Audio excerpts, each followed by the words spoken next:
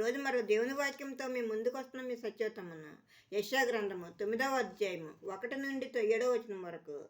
అంత్యకాలమున ఆయన సముద్ర ప్రాంతమును అనగా యొర్దాను అద్దరిని అన్యజనుల గలిలే ప్రదేశమును మహిమగలదానిగా చేస్తున్నాడు. చీకటిలో నడిచి జనులు గొప్ప వెలుగును చూస్తున్నారు. మరణఛాయ గల దేశ నివాసుల మీద వెలుగు ప్రకాశించును. నీవు జనమును విస్తరింపజేస్తున్నావు, వారి సంతోషమును వృద్ధిపరుస్తున్నావు. కోతకాలంలో మనుషులు సంతోషించినట్లు, దోపుడు సొమ్ము పంచుకుని వారు సంతోషించినట్లు వారు నీ సన్నిధిని సంతోషించుతున్నారు. మిథ్యాన దినమున జరిగినట్లు వాని బరువు కాడిని నీవు విరిచి ఉన్నావు. వాని మెడను కట్టు కర్రను, వాని తోలు వాని కొరడాలను విరిచి ఉన్నావు.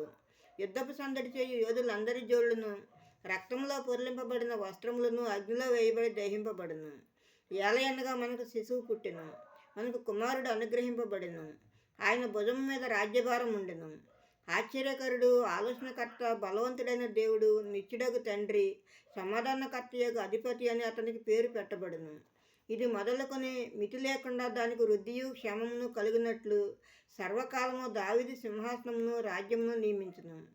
న్యాయము వలనను నీతి వలనను రాజ్యమును స్థిరపరచుటకు అతడు సింహాసనాసీనుడై రాజ్య పరిపాలన చేయును. సైన్యములకు అధిపతియగు యెహోవా ఆసక్తి కలిగి దీనిని నెరవేర్చును. ఆమేన్. మరో దేవుని వాక్యంతో రేపు మీ ముందు ఉంటాను. అందరికీ శుభరాత్రి.